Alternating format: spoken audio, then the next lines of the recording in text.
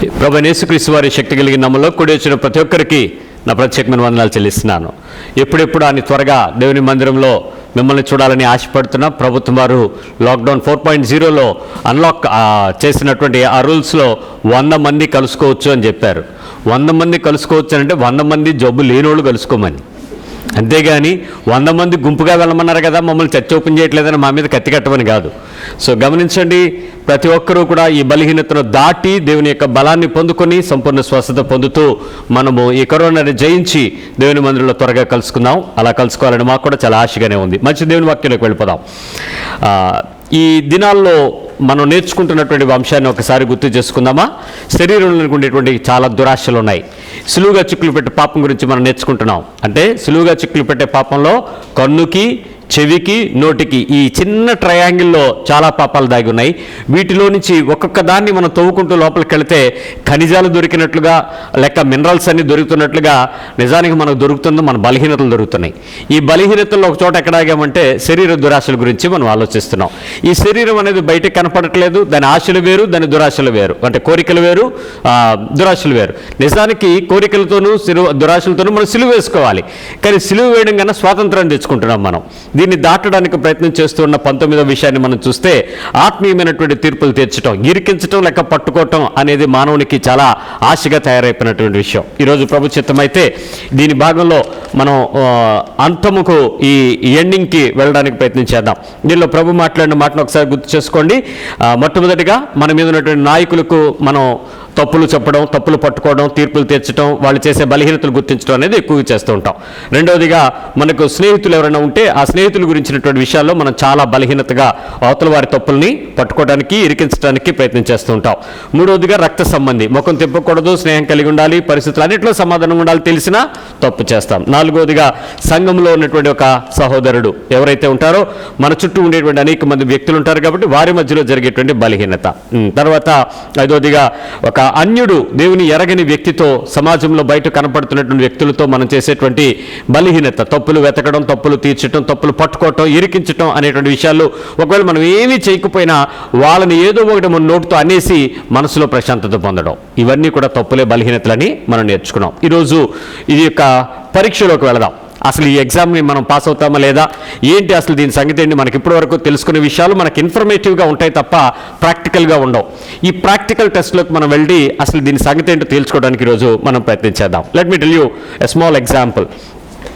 యోహాను సువార్త 12వ అధ్యాయం 6వ వచనం. John 12:6. యోహాను సువార్త 12వ అధ్యాయము 6వ వచనం. ఇక్కడ 4వ వచనం నుంచి కూడా చదువుదాం.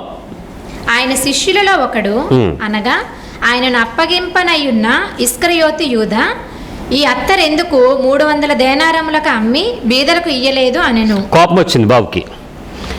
ఏం చేసింది ఆవిడ? ఏం చేసింది? ఆ పై వచనంలో చూస్తే సేరున్నర ఎత్తు అత్తరు అంటే ఇంచుమించు మన భాషలో మనం మాట్లాడితే సేరు అనేది ఈ బైబిల్ ట్రాన్స్లేట్ చేసేటప్పుడు చాలా పదాలు పాత నిబంధనకు కొత్త నిబంధనకు మధ్యలో జరుగుతున్నటువంటి ప్రమాణాలు, అంటే మనం చదువుకున్నప్పుడు ఐఎస్ స్టాండర్డ్, ఎంకే స్టాండర్డ్స్ ఉండేవి కదా, అలాంటి స్టాండర్డ్స్ మధ్యలో ఒక చోట సేరు, ఒక చోట రూపాయి, ఒక చోట తలాంతు, ఒక చోట దేనారము, ఇలాంటి పదాలు వాడేటప్పుడు ప్రతి దానిలో ఒకే రకమైన ట్రాన్స్లేషన్ కాదు. ఎందుకంటే ఒక్కొక్కరు ఒక్కొక్క ప్రదేశంలో చెప్పబడినప్పుడు, నేను విశాఖపట్నంలో ఉన్నాను కాబట్టి నేను రూపాయి అంటాను. నేను ఇదే విషయం నేను దుబాయ్లో మాట్లాడితే దేనారం అని చెప్పాలి, వాళ్ళకి అమెరికాలో మాట్లాడితే డాలర్ అని చెప్పాలి. అట్లా కన్వర్సేషన్ డిఫరెన్సెస్ ఉంటూ ఉంటాయి. సో సేరున్నర అంటే మనం సుమారుగా మనం మాట్లాడుకుంటే మనకు ప్రస్తుతం లీటర్స్ మాట్లాడుతున్నాం కాబట్టి లీటర్న్నర.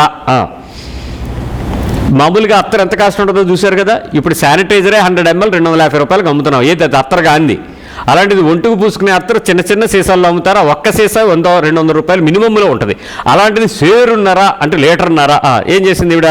తీసుకొచ్చి పాదాలను కడిగేసింది, తల మీద నుంచి పోసేసింది, అంతా జరిగిపోయింది, ఇల్లంతా వాసన వచ్చేసింది. అప్పుడు మనకి యూదా ఇస్కరియోతు ఈ కోపంతో మాట్లాడుతున్నాడు. 5వ వచనం. ఈ అత్తరెందుకు 300 దేనారములకు అమ్మి బీదలకు ఇయ్యలేదు అనెను. వాడు ఇలాగ చెప్పినది బీదల మీద శ్రద్ధ కలిగి కాదు కాని వాడు దొంగయుండి తన దగ్గర డబ్బు సంచి ఉండినందున అందులో వేయబడినది దొంగిలించు వచ్చును కనుక అలాగూ చెప్పెను. ఇక్కడ గమనించారా? సిచ్యువేషన్ పబ్లిక్ అనౌన్స్మెంట్స్లో జాన్ ద గోస్పల్ యోహాను గారు ఈ సువార్త రాసేటప్పటికీ ప్రజలందరికీ ఇన్ఫర్మేషన్ వచ్చేసినంత ఓపెన్ వచ్చింది అని అంటే యూదా గురించి టాక్ ఎంత ఇల్లు ఉంటుంది? పాయింట్ అర్థమైందా? అంటే ఒక విషయం పబ్లిక్ ఇష్యూ అయ్యిందనంటే, it is a open declaration అయ్యిందంటే అప్పటికి ఆ విషయం ఎంతమందికి తెలిసిపోయి ఉండొచ్చు? అనేక మంది ఆ విషయం మాట్లాడుకుంటూ ఉంటున్నటువంటి సందర్భం అక్కడ ఉంది. యూదా ఎప్పుడు పడితే అప్పుడు, ఎలా అవకాశం దొరికితే అప్పుడు ఆ కానుకల సంచిలోకి కానుకలు వేస్తూ ఉండేటప్పుడు యేసుప్రభు వారి పరిచర్యను ప్రోత్సహిస్తూ, అయ్యా మీరు వెళ్తున్నారు, కొంచెం దారిలో తింటాను కొనుక్కోండి, ఉండడానికి ఎప్పుడైనా అద్దె కట్టుకోండి, లేకపోతే ఎక్కడికైనా వెళ్తే మీరు ఏదైనా ఇస్తూ ఉంటారు, ఎవరు ఒకరికి ఇచ్చుకోండి అన్నట్టుగా చాలా పరిచర్యకు వాళ్ళు ఆఫర్స్ ఇస్తూ ఉన్నారు. ఈ ఆఫరింగ్స్ వాడు ఏం చేస్తున్నాడంటే దొంగతనం చేస్తున్నాడంట. మీరు బైబిల్ అంతా క్షుణ్ణంగా 4 సువార్తలు పరిశీలనగా చదవండి. వాడి తప్పు దొరికిపోయింది, ప్రజలు పట్టుకున్నారు, యోహాను పట్టుకున్నాడు, సువార్తలో దాన్ని ఎంటర్ చేశారు. ఎంటర్ చేసినటువంటి విషయం ప్రజల్లోకి ఎంతో మందికి ఎన్ని సంవత్సరాల నుంచి మాట్లాడుతున్నాడు. 3.5 సంవత్సరాల్లో జరుగుతున్న పరిచర్య ఇది. 3.5 సంవత్సరాలు ప్రభు శిష్యులతో మాట్లాడలేదా? ప్రతి ఉపన్యాసం వెనకాతల శిష్యులందరూ వచ్చి యేసుప్రభుతో కూర్చున్నారని ఉంది. రొట్టెలు పంచారు, అద్భుతాలు చేశారు, సూచక్రియలు జరిగాయి, వివాహాలకు వెళ్ళారు, ప్రసంగాలు చేశారు, కొండల తట్టు తిరిగారు, పోవాడల్లో ప్రయాణం చేశారు. ఎక్కడికి వెళ్ళినా టీం 12 మంది పనిచేశారు. ఈ డబ్బు మిస్ అవుతుంది అనే విషయం యోహానుకు ఒక్కడికే తెలిసిందంటే మిగిలిన 11 మంది శిష్యులకు తెలిసే తెలీదా? మిగిలిన 10 మంది తెలుసు. ఎందుకంటే ఒకడికి శిష్యుడు అంటేనే ఒకటి న్యూస్ ఇంకోటి చెప్తాడని అర్థం కాదా? మనకు ఒక ఇన్ఫర్మేషన్ దొరికితే మనం ఏమన్నా కామ్గా ఉంటామా? మీకు ఈ విషయం తెలుసా అన్న విషయమే కదా చెప్తాం, వాళ్ళకి తెలియపోయిన ఇన్ఫర్మేషను. సో మొత్తానికి స్ప్రెడ్ అయిపోతున్న సందర్భంలో యేసు ప్రభు ఎప్పుడైనా యూదాతో పర్సనల్ మీటింగ్ పెట్టాడా? పిలిచి కూర్చోబెట్టాడా? ఏమిట్రా సంగతి, నీ గురించి ఇలా చెప్తున్నారు, గాలి వార్తలు, నోటి వార్తలు, శిష్యుల ధృవీకరణ వార్తలు, అఫీషియల్ ఇన్ఫర్మేషన్ వచ్చేసింది, బట్ నేను ఒకసారి అకౌంట్స్ చూద్దాం అనుకుంటున్నాను, ఎప్పుడైనా కూర్చోబెట్టాడా? అతన్ని తప్పు చేస్తున్నాడనే విషయం యేసు ప్రభు వరకు ఎల్లుంటుంది అనుకుంటున్నారా, వెళ్ళదనుకుంటున్నారా? మనలో మనమాట. శిష్యులు కానోళ్ళు అండి, మామూలు వాళ్ళు కాదు ఒక్కొక్కడు. అలాంటప్పుడు వాళ్ళందరి మధ్యలో జరుగుతున్న ఈ పబ్లిక్ దొంగతనాన్ని, పబ్లిక్ విత్డ్రాయింగ్ మనీ, ఆ ఏటీఎం కార్డు, డెబిట్ కార్డు మొత్తం క్లీన్గా చెయ్యి తీసేసుకుంటాడని ఉంది, సంచిలో చెయ్యి పెట్టేని ఉంది. సో ఇంత పబ్లిక్గా ఉంటే యేసుప్రభు వారు మాట్లాడాలా అక్కర్లేదు? తప్పు దొరికాడు, ఏం చేస్తారు మీరైతే? సహజంగా మనలో మనం మాట్లాడుకుందాం. అప్పుడు యేసుప్రభు వారి దగ్గరికి వస్తే మీకు అర్థమైపోద్ది. ఆవిడకి చెప్పారు, అమ్మాయి పర్సులో 5,000 పెట్టాను, జాగ్రత్త, రేపు ఉదయం నేను వెళ్ళేటప్పుడు దీన్ని పట్టుకెళ్ళాలి, నాకు గుర్తు చెయ్యి అని చెప్పాడు మీ ఆయన. అలాగేనండి అని ఆ పర్సు తీసుకెళ్ళి బీరువాలో పెట్టి లోపల ఒక సంచి అర ఉంటుంది కదా, ఆ అరలో పెట్టి దాని మీద ఒక లాకర్ వేసి దానికి తాళం వేసి దాన్ని తీసి ఇంకొక చోట బట్టల మధ్యలో ఎవడ కనపడకుండా పెట్టి దాని మీద ఒక తల వేసి బీరువా కిర్రు అనిపించావు. మరుసటి రోజు ఉదయాన్ని అడిగాడు, అమ్మాయి పర్సు ఏది అని. ఆ 3 కిర్రులు సప్పుడు తర్వాత పర్సు ఇచ్చావు. కానీ అతను వెళ్ళి 5,000 రూపాయలు పట్టుకుని వెళ్ళి దాన్ని తీసేటప్పటికి 4,500 రూపాయలే ఉన్నాయి. 500 రూపాయలు ఏమైనట్టు? మిస్ అయ్యింది. ఎవరు తీసుంటారు? భర్త ఖచ్చితంగా డౌట్ వస్తుంది. ఎందుకంటే ఆ ఆత్మే వేరు, భర్త ఆత్మే వేరు. వెంటనే ఫస్ట్ ఫోన్ ఏం చేస్తాడు, అమ్మాయి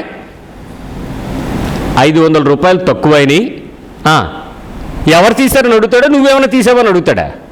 చనువు కాబట్టి ఏమడుగుతాడు, 500 రూపాయలు తక్కువని, నువ్వేమైనా తీసావా అని అంటే, మర్చిపోయానండి మీకు చెప్పడం, సిస్టర్ గారు మర్చిపోయానండి మీకు చెప్పడం, కరెంటు బిల్లు వచ్చేసింది, అందుకని నేను మీకు ఇచ్చేటప్పుడు దానిలోంచి 500 రూపాయలు తీశానని. అడగకపోతే 5,000 ఇచ్చినట్టే, అడిగాడు కాబట్టి 500 తగ్గినట్టే. ఖచ్చితంగా కన్ఫర్మేషన్ అడుగుతాడా లేదా భర్త? సంపాదన పరుడైనటువంటి వ్యక్తి ఏ పనికో లావాదేవీకో పెట్టుకున్నప్పుడు 500 రూపాయల లెక్క తెరిచేంత వరకు మనిషికి నెమ్మది ఉంటుందా? ఉండదు కదా. మీ జోబులోనే మీరు పెట్టుకున్న 100-200 రూపాయలు చిల్లర పెట్టుకున్న 10 తక్కువైతే ఏమైందా, ఎక్కడ సోడా కొన్నానా, ఏమన్నా కొన్నానా, విపరీతమైన మైండ్ సెట్ ఆలోచిస్తావే. అలాంటిది సంచిలో డబ్బులు పోతున్నాయని పబ్లిక్ ఇష్యూ అయిపోతే ప్రభు ఎందుకు కూర్చోబెట్టలేదు? కూర్చోబెట్టాలా వద్దా? మీటింగ్ పెట్టాలా వద్దా? 12 మందిని కూర్చోబెట్టి అకౌంట్స్ తీయండిరా అనాలా వద్దా? బేతనీలు ఎంత వచ్చింది కలెక్షను, రైట్, ఇప్పుడు సంచులు లెక్కేయట్లేదా మీ పాస్టర్లో? ప్రతి వారం సంచులు లెక్కేయట్లేదా? మీటింగ్కి వెళ్ళి వచ్చిన తర్వాత పబ్లిక్గా సిగ్గుమాలని జనం మాట్లాడిన సంబంధం నా చెవులతో విన్నా. మేము 3 రోజులు మీటింగ్ పెట్టాము, 1,00,000 రూపాయలు బిల్స్ పెండింగ్ ఉన్నాయి, ఈరోజు దేవుడు విరివిగా ఆకాశం నుంచి గుప్పెళ్ళు విప్పి మీ ఇంట్లో వేద్దాం అనుకుంటున్నాడు, మీరు పోయి పార్సల్లో వేయండి అంటున్నారు. సిగ్గుమాలని జనం అడుక్కోవటం, పబ్లిక్ అడుక్కోవటం, మీటింగ్లు పెట్టి అడుక్కోవటం. మరి ఇదే లెక్కలు ఆ రోజు యేసుప్రభుకి తెలీదా? అడగాలి కదా. మరి అందులో దొంగ దొరికిపోయాడు, పబ్లిక్ ఇష్యూ అయిపోయింది, అందరూ మాట్లాడుకుంటున్నారు ఇది యోధా యోధా యోధా అని. ఏమైనా మిస్ అయిందనుకో ముసిముసిన వాళ్ళు, ఇది మనోడి పనే, ఇది మనోడే, అదే అయిపోయిందా ఏదా అన్నట్టు ఉన్నట్టు. ఎందుకు తప్పు దొరికితే ఆయన తప్పు పట్టుకోలేదు? పబ్లిక్ ఇష్యూ అయిన తర్వాత దాన్ని ఎందుకు వదిలేశాడు? ఎందుకు డిస్కస్ జరగలేదు? ఎందుకు ఆ విషయంలో పాయింట్ ఆఫ్ ఆర్డర్ లేవనెత్తలేదు? ఎందుకు ఆ పరిస్థితుల్లో డిస్కషన్స్లో అతని తప్పును పట్టుకోవటానికి యేసు ప్రభు తన చర్యను ప్రవర్తించడం లేదు? అది నీతిమంతుని జీవితం. తప్పు దొరికిన తర్వాత అతన్ని పట్టుకోవడం ద్వారా మీకు వచ్చే ఉపయోగం ఏంటి? Got my point? అతడు తప్పు దొరికిపోయిన పబ్లిక్ ఇష్యూ అయిపోయిన తర్వాత దాని గురించి మాట్లాడితే ఆ బురద ఎవరి మీద పడినట్టు? ఇప్పుడు ఈ భర్త 500 రూపాయలు తక్కువైందని భార్యకు ఫోన్ చేసి ఏమమ్మా తక్కువైందని అడిగాడు. ఇప్పుడు భార్య సంజాయిషి చక్కగా చెప్పింది, సబబు చెప్పింది, సమాధానం మంచిగా చెప్పింది, దట్స్ డూ ఫైన్, ఓకే. భర్తకు సర్లే అమ్మా అన్నాడో, లేకపోతే తిట్టాడో, కోపగించుకున్నాడో, ఏదో డాష్ డాష్ డాష్ మీ ఇంట్లో జరిగే రోజు కార్యక్రమాలు, ఉప్పు కారం. ఇప్పుడు చెప్పండి, ఆ విషయం భార్య తన భార్య తీసుకుని ఉంటుంది అని చెప్పుకోవడానికి మనసు ఒప్పుకోదు. కన్ఫర్మేషన్కి ఫోన్ చేశాడు, అంతవరకు ఓకే.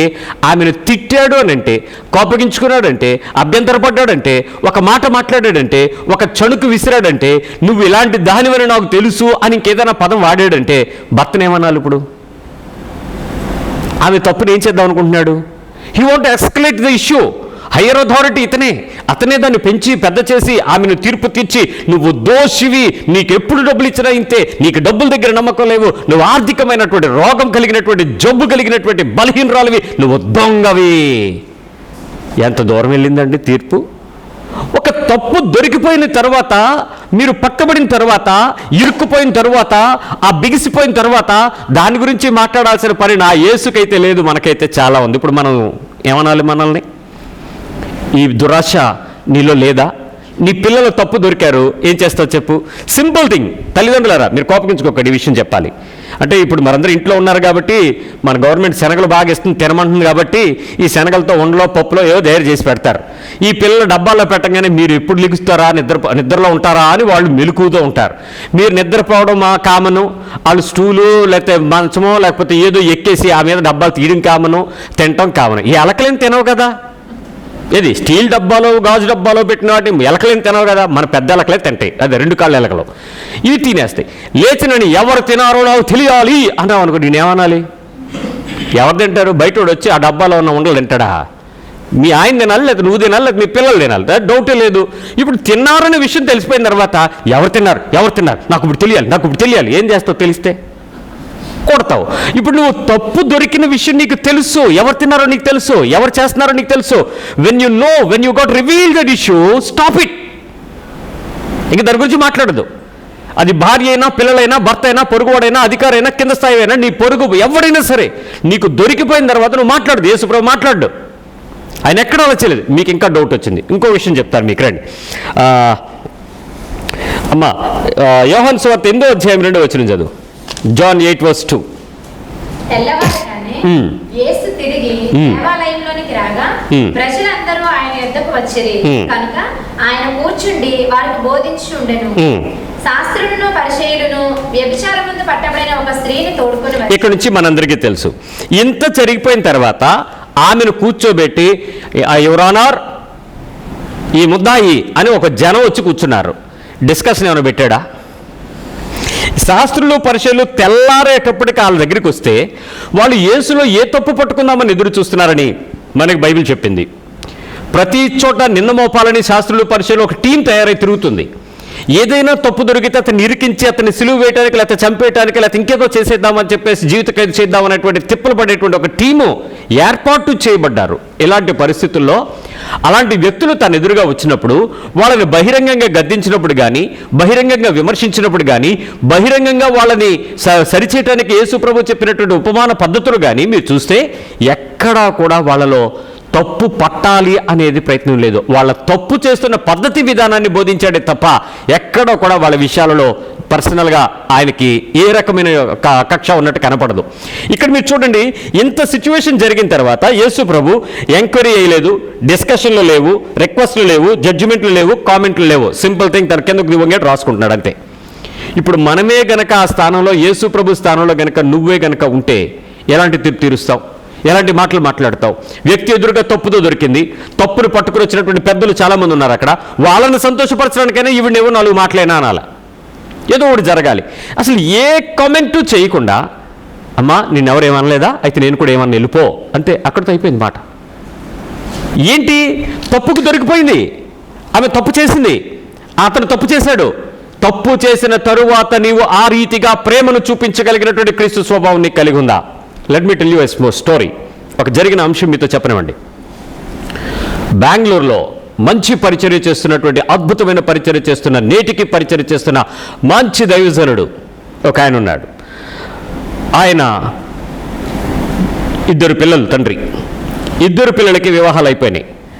భార్య మంచి ప్రవచకురాలు, కుటుంబాన్ని కట్టడం అనే దాని మీద చాలా చక్కగా మాట్లాడగలిగినటువంటి జ్ఞానం కలిగినటువంటి ఇల్లు కట్టిన స్త్రీ. సుమారు ఆ సంఘానికి మొదటి ఆరాధనకు 10,000 మంది అటెండ్ అవుతారు. అంతమంది పెద్ద సంఘం. అమెరికా దేశం నుంచి ఒక నీగ్రో పాస్టర్ గారు, బ్లాక్ పాస్టర్ గారు ఆ బెంగళూరు ఆ సమావేశానికి వచ్చి చక్కటి ప్రవచనాలు చెప్తూ సంఘాన్ని బాగా బలపరిచి ధైర్యపరిచి వెళ్ళటం రెగ్యులర్గా ప్రతి సంవత్సరం జరిగేటువంటి సువార్తక మీటింగ్స్. కొద్ది రోజుల తర్వాత ఏం జరిగిందో తెలీదు. ఈ సహోదరి ఆయన చేత అమెరికాకు పిలువబడింది. ఈమె అమెరికా వెళ్ళింది. అమెరికా వెళ్ళి ఆ ప్రదేశాలలో స్థానిక సంఘాలలో ఆ బ్లాక్ అమెరికన్ పాస్టర్ గారితో ఉన్న సంఘాలలో వాక్య పరిచర్య చేశారు ఈ సహోదరి. 3 నెలలు వీసా అయిపోయింది, ఆవిడ వెనక్కి రాలా. ఏమ్మా ఎందుకు రాలేదు, ఏంటి సంగతి అని అడిగితే, నీతో నేను చేసిన పరిచర్య కాలం ముగించబడింది, నన్ను ఈ సేవకులతో పాటు కలిసి పరిచర్య చేయటం నేను ఇష్టపడుతున్నాను, I don't want to come to India, నన్ను క్షమించు, మరి నీకు ఇంకెవరైనా కావాలంటే చూసుకో చేసుకో, నేనైతే ఇక్కడే ఉండిపోతున్నానని చెప్పింది ఆమె. 6 నెలలు అయ్యింది. పాస్ గారు ఫోన్లు మాట్లాడుతూనే ఉన్నారు. ఆమె చెప్పిన సమాధానం, మేము పెళ్లి చేసుకున్నాము, మా గురించి ఇంకెదురు చూడకు, నీ సంఘాన్ని నువ్వు జాగ్రత్తగా నడిపించుకో, పిల్లలిద్దరికీ బాధ్యతలు తీరిపోయినాయి, నేను నీతో పరిచర్య చేస్తున్నటువంటి కుటుంబంలో స్త్రీగా ఉండడం కంటే ఈ సేవకంతో నేను ఉండడం నాకు comfort, at the same time ఇది దేవుని చిత్తం అని కూడా ఆమె చెప్పేసింది. ఆ పాస్టర్ గారితో సంప్రదించినప్పుడు ఆయన కూడా, నేనైతే ఆమెను ఇన్వైట్ చేయలేదు, కానీ దేవుడు పంపించాడని నేను అనుకుంటున్నాను ఆమెని, అందుకని నా జీవితంలోకి ఆహ్వానించారని చెప్పాడు ఆయన. The story completed by 3 years.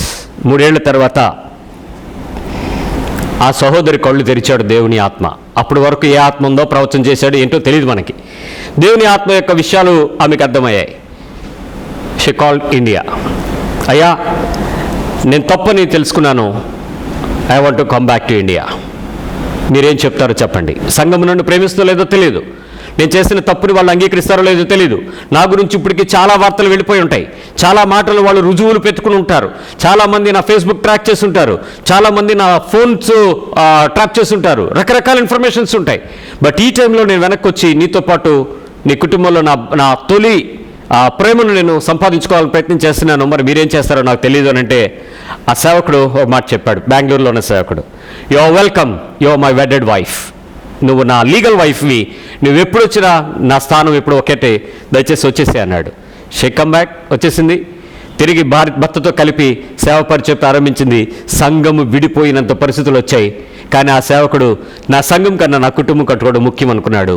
ఆ కుటుంబాన్ని స్థిరపరచుకున్నాడు, ఆ భార్యను స్వీకరించాడు. ఒక్కరోజు ఒక్క మాట తన భార్య గురించి ప్రజల మధ్యలో మాట్లాడితే తప్పవును, మాట్లాడలేదు. ఒక చిన్న తప్పు నీ భార్య చేస్తే అంత పెద్ద మనసుతో నీ భార్యను ప్రేమించగలిగిన, క్షమించగలిగిన, తప్పు పట్టని మనసు భర్త నీకుందా? నీ భర్త అలాంటి శారీరకమైన లేక ఇంకేదైనా బలహీనతలతో పడి ఉంటే ఆ బలహీనతలను ప్రేమించే విషయంలో, సన్మానించే విషయంలో, ధైర్యం చెప్పుకునే విషయంలో భార్య నువ్వు ఉన్నావా? ఆ దైవజనుడి కుటుంబం గురించి ఎందుకు చెప్పాల్సి వచ్చిందంటే, ఈ రోజుల్లో ఇది చాలా కామన్గా జరుగుతున్న పరిచర్య ప్రభువు ఎదుట జరిగిన తీర్పుకి నువ్వు చేసే పనులకు మధ్యలోనే నిలబడి ఉంటుంది. జాగ్రత్త, నీ పరిశుద్ధత. అంటే చెయ్యమని కాదు, I'm not encouraging to do that.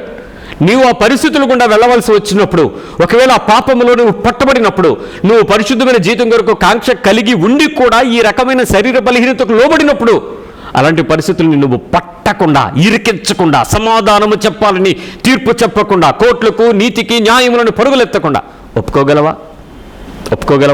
పరీక్షించుకో.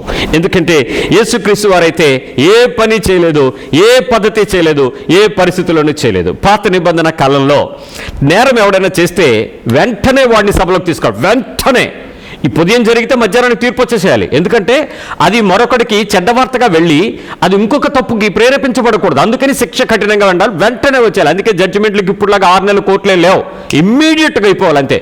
తప్పు చేశాడా ఆడు చచ్చాడంతే. ఆడు చచ్చేటప్పటికి సాత్విక సమాజ మందిరం అందరికి ఎందుకు చచ్చిపోయాడనంటే తప్పు చేస్తే చచ్చిపోతాడు, అదే రుజువు. ఓల్డ్ టెస్టిమెంట్లో తప్పుని వెంటనే పట్టుకోవాలి, వెంటనే పట్టుకుంటే తప్పు దొరికితే వాడికి శిక్ష. న్యూ టెస్టిమెంట్లో తప్పు చేసిన వాడిని పట్టుకున్నోడికి శిక్ష. తప్పు కాదు, ఆడు తప్పు చేశాడు అనే విషయం నువ్వు పట్టుకుంటే అది నీకు శిక్ష. ఎందుకు? అది తీర్పులోకైనా వెళ్ళొచ్చు, అది పాపపు స్వభావపు ఆలోచనకైనా రావచ్చు, అవతల వ్యక్తి గురించి నేను చెడ్డగానైనా ఆలోచించి హృదయంలో పాపం చేయొచ్చు. పరిశుద్ధమంతా హృదయం సంబంధించింది కదా. కాబట్టి ఇది చాలా భయంకరమైన సత్యాన్ని మీరు తెలుసుకుని ఆత్మ చెప్తున్న సంగతికి లోబడగలగాలి. Let me tell you the test. ఒకసారి ఆలోచిద్దాం ఏం జరుగుద్దో.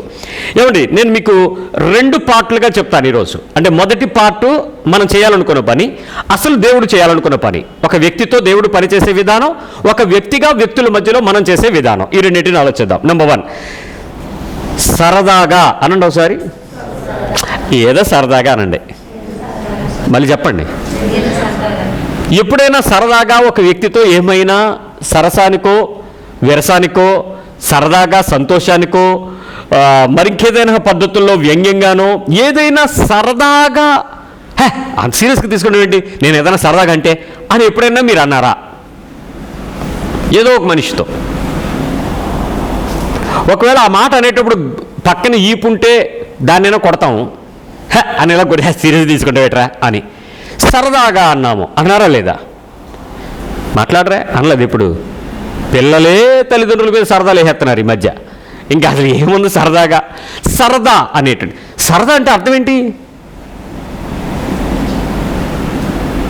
సీరియస్ కాదని. కానీ నువ్వు అనేటప్పుడు సరదాగా అన్నావా సీరియస్గా అన్నావా? అనేటప్పుడు సీరియస్నెస్సే, అంటున్నది సరదా అన్నావు నువ్వు.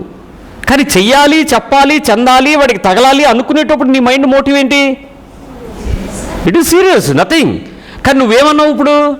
నీకు రివర్స్ గేర్ పడేటోడికి సరదాగా సీరియస్ తీసుకుంటే పెట్టరా అనేసి ఏదో సరదా చేసావు. ఇప్పుడు అదే విషయాన్ని గద్దించుట హెచ్చరించుట వేరు. సరదా నీ పని అయితే గద్దించటం హెచ్చరించటం దేవుని పని. ఇప్పుడు మీరు ఏం చేస్తారు చెప్పండి? సరదాగా గద్దించగలరా? కుదరదు. సరదాగా హెచ్చరించగలరా? చేయలేరు. ఇప్పుడు గద్దించుట హెచ్చరించుట దైవిక విధానాలు. ఇప్పుడు మీరు సరదాగా చేయాలనుకున్న పనుల్ని ఏం చేయాలి? ఇప్పుడు సీరియస్గా వాళ్ళని గద్దించండి, వాళ్ళని హెచ్చరించండి. ఏమొస్తుంది? రిజల్ట్ ఏమొస్తుంది చెప్పండి? గద్దిస్తే హెచ్చరిస్తే మీకు మంచి వస్తుందా చెడ్డ వస్తుందా? మీరు గద్దిస్తే హెచ్చరిస్తే ఏమొస్తుంది? చాలా డిఫరెన్స్ వస్తుంది కదా. చిన్న ఉదాహరణ చెప్తాను, మీకు అర్థమవుద్ది. రోజు మీటింగ్కి వెళ్ళాం. ఆమె పాస్టర్ గారు మా ఇంటికి వచ్చి కాఫీ తాగుతారా అని అడిగారు. తప్పకుండా అన్న. వెళ్ళాం. కొంచెం పక్క సందులోకే తీసుకెళ్ళింది ఆవిడ. కొంచెం బాగా వర్షం పడుతుంది, కొంచెం వేడివేడిగా కాఫీ తాగితే సాయంత్రం వాకింగ్ చెప్పే ముందు బాగుంటుంది అని చెప్పి మేము వెళ్ళాం దమ్ము కోసం. తీరా వెళ్ళేటప్పటికీ పిల్లలందరూ బాహుబలి చూస్తున్నారు టీవీలో. చాలా పెద్ద గోడకెక్కిన టీవీ ఉంది వాళ్ళ ఇంట్లో. ఆ పల్లెటూరులో అంత ఉంటుందని అనుకోలే, ఉంది. అందరూ సీరియస్గా టీవీ చూస్తున్నారు. మంచి ఫైటింగ్ సీను, బ్రహ్మాండంగా ఉంది సీను. వెళ్ళేటడికి ఆవిడ తలుపు తీయగానే వీడికి అర్థమైనట్టుంది బాహుబలిలో ఉన్నారు మా పిల్లలని. రాయ్ పాస్టర్ గారు వచ్చారు, టీవీ ఆపండి అంది. ఆపారు. ఆపినోడు ఏమన్నా ఎప్పుడు వెళ్ళిపోతావు అన్నట్టు కూర్చున్నారు. మమ్మల్ని మేము కూర్చున్నాం కానీ ముళ్ళు మీద కూర్చున్నట్టు. ఒక్కొక్కడు లుక్లే వేరు. ఏంట్రా బాబు వీళ్ళందరూ అనవసరంగా వచ్చాం, వీళ్ళ సంతోషాన్ని పాటు చేసినట్టున్నాం. సీరియస్గా వచ్చి ఎప్పుడు చూడరు పాస్టర్ గారు, ఈ సినిమా ఏదో వీళ్ళు తీసుకెళ్ళమంటే సినిమాలకు వెళ్ళం కదండి మనం, అందుకని నేను అసలు ఎంకరేజ్ చేయను వెళ్ళని, ఏదో ఇప్పుడే అనంది ఆవిడ. పిల్లలు అబద్ధాలు చెప్తారా? అబద్ధాలు చెప్తారా పిల్లలు? వాళ్ళు ఏం చెప్తారో తెలుసా? అమ్మా ఎప్పుడు చూడమా, రాత్రి 11 వరకు తమిళ సీరియల్ కూడా చూస్తావు నువ్వు అన్నాడు. ఈవిడికి తెలుగు హిందీ సరిపోలే, తమిళ సీరియల్ కూడా చూసా. ఎందుకంటే దీనికన్నా డబ్బింగ్ సీరియల్ ముందు వస్తుందంట. అందుకని ఇవి రాత్రి అంతా 11 గంటల వరకు సీరియల్ చూసారు. నువ్వు చూస్తుంటావు కదా, మమ్మల్ని పడుకో అంటావు, అప్పుడు మేము కూడా చూస్తాం కదా నీతో అన్న బుట్టదలేసి. వాళ్ళమ్మ ఊరుకోండి మీరు అన్నీ ఇలాంటివి చెప్తుంటారు, ఊటితే పాస్టర్ గారు అంది. నిజమేంటో మనకు తెలీదా? ఇప్పుడు చెప్పండి, వాళ్ళని మీరు గద్దించటానికి మీకు అర్హత ఉందా? ఆ పిల్లల్ని హెచ్చరించడానికి తల్లిదండ్రులకు మీకు అర్హత ఉందా? ఎందుకు కోల్పోయారు? బికాజ్ నీకు అది సీరియస్నెస్ కాదు, అది నేను హెచ్చరించుకోదగినంత పాపం కాదు. అది నేను గద్దించుకోదగినంత పాపం కాదు, కానీ దేవుని పక్షంగా అది చెయ్యాలి. ఇప్పుడు నేను చెయ్యాలి అని అంటే తల్లికి చేయనా పిల్లలకి చేయనా? ఆ పరిస్థితి ఇరుకులో పడిపోయామండి. కాఫీ తాగుతున్నాం కానీ అది చేదుగా ఉంది మాకు. ఆ పిల్లలు అంకుల్ మీటింగ్ ఎన్ని గంటలకి అయిపోద్దని అడుగుతున్నాడు. దాని అర్థం ఏంటి? మేము క్లైమాక్స్ మిస్ అయిపోతాం, నువ్వు తొందరగా ముగించి దుబ్బే, మా పని మేము చూసుకోవాలి. ఇక్కడ దేవునికి స్తోత్రం ప్రార్థన చేసేసి గమ్మును బయలుదేరిపోయాం. ఎందుకంటే ఆ పిల్లలు మమ్మల్ని తోస్తేలాగా ఉన్నారు. సైలెంట్గా లేచి బయటకు వచ్చాం. మీటింగ్ అంతా అయితే కానీ పిల్లలు కనపడలా. ఎండింగ్ టైంలో సిస్టర్ చేరింది. అంటే ఎక్కడికి వెళ్ళింది? మా మైక్లో మాటలు విని ఇంక అయిపోతుంది మీటింగ్, ఇప్పుడు వెళ్ళిపోదామని చెప్పి గబగబ పరిగెత్తుకుంటూ వచ్చింది ఆవిడ. ఒక వ్యక్తి జీవితంలో దేవునికి ఇచ్చేటువంటి విలువ, దేవుని మాటకు వచ్చేటువంటి విలువ, దేవునితో ఉన్న పరిశుద్ధమైన సంబంధానికి వచ్చినటువంటి విలువ, ఒక వ్యక్తి జీవితాన్ని తృణీకరించేటప్పుడు నువ్వు సరదాగా చేసే పనికి హెచ్చరికను గద్దింపుని తీసుకునే స్థాయి నీలో ఉందా? ఇవ్వగలిగే స్థాయి నీకు ఇస్తాడు దేవుడు. నువ్వు తీసుకుంటే నువ్వు ఇవ్వడానికి నీకు అర్హత దొరుకుద్ది. నీకు ఇచ్చే గద్దింపు నువ్వు తీసుకోకుండా దానికి ఆత్మాభిమానము, పాల్చు ప్రెస్టీజీ, ఇంకేదో ఫీలింగ్ డిపార్ట్మెంట్ ఇలాంటివి పెట్టుకున్నావు అనుకో, మరి నువ్వు ఎప్పుడు తీసుకోగలవు? నువ్వు ఎప్పుడు ఇవ్వగలవు? దైవికమైన పద్ధతి గద్దించుట, హెచ్చరించుట. ఇందాక నేను చెప్పినట్లు యేసు ప్రభువారు వాళ్ళందరూ దొరికినప్పుడు శాస్త్రులు పరిచయాలు ఏకి పారేసినట్టు ఉంటుంది. ఆ వాక్యం చదువుతుంటే మనకు మండిపోతుంటుంది. ఎలా ఉంటుంది తెలుసా? అయ్యో అని మొదలెడతాడు. అయ్యో అని మొదలెట్టి శాస్త్రులైన పరిచయాలారా, మీరు గుడ్డోళ్ళు, మీరు ఇలాంటి వాళ్ళు అవేవి కూడా వాళ్ళ మీద కోపాన్ని, అక్కసుని వెళ్ళగొచ్చడం కాదు. వారిని గద్దించటం, వారిని హెచ్చరించడం దైవిక పద్ధతి.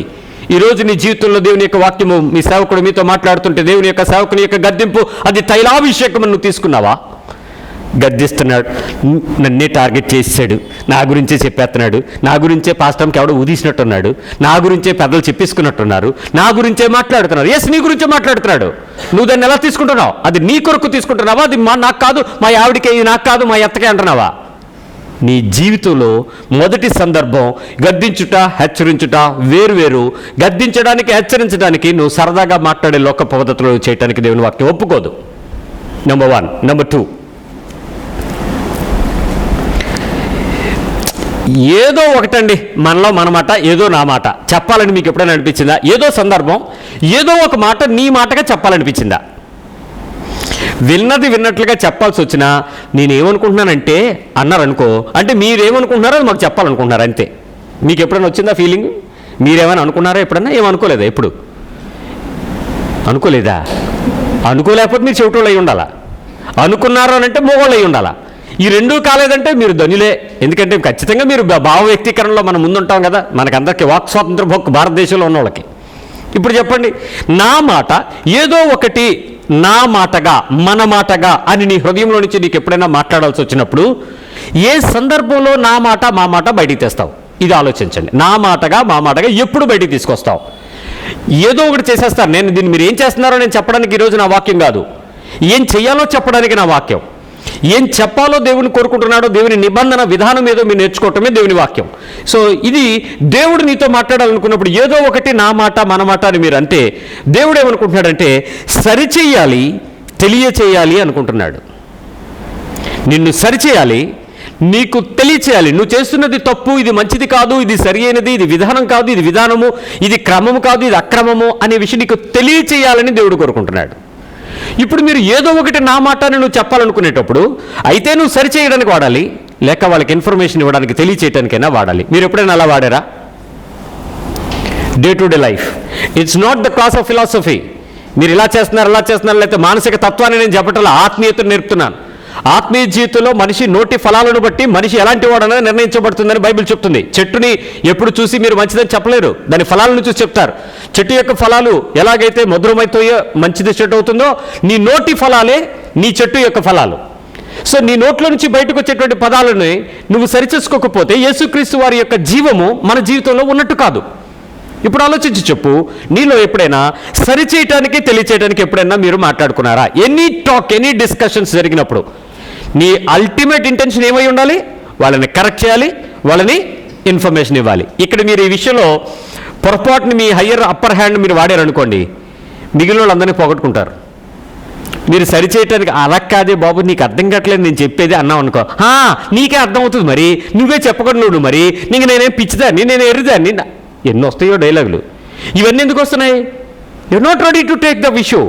ఏం మాట్లాడుతున్నారో, ఏం చెబుతున్నారో, ఏం ఇన్ఫర్మేషన్ ఇస్తున్నారో అనే విషయం వాళ్ళకి చింత లేదు, ధ్యాస లేదు, ఆశ లేదు. మరి ఇలాంటి బలహీనతలు నువ్వు నడిస్తే ఎలా నడుస్తావు? ఇప్పుడు ఆలోచించండి. ఏదో ఒక మాట నా మాటగా అని నేను అనుకునేటప్పుడు దానిని దేవుని యొక్క మాటగా సరిచేయటానికి, తెలియచేయటానికే వాడాలి. ఇప్పుడు నేను మీకు ఒక ఉదాహరణ చెప్తాను, మీకు అర్థమవుతుంది. మీ పిల్లలకి ఒక దెబ్బ వేశారనుకోండి, కొట్టాలి. 6 ఏళ్ల వరకు మీరు కొట్టచ్చు, 6 years వరకు మీరు పిల్లల్ని కొట్టచ్చు. సావబాదకూడదు, కొట్టాలి. సావబాదడం వేరు, కొట్టడం వేరు. సావబాదడం అంటే నీకు బీపీ ఉంటుంది చూసావా, వీపు కాదు బీపీ. ఆ బీపీ వచ్చినప్పుడు ఇష్టం వచ్చినట్టు ఊగిపోతావు. నువ్వు ఊగిపోతుంటే పిల్లలు నీకంటా తెలివైన వాళ్ళు, నువ్వు శ్వాస తీసుకుంటాం ప్రారంభించినప్పుడు ఆడు కనిపెట్టేస్తాడు, మా అమ్మకి బీపీ వచ్చింది, సైలెంట్గా మంచగా దూరిపోతాడు.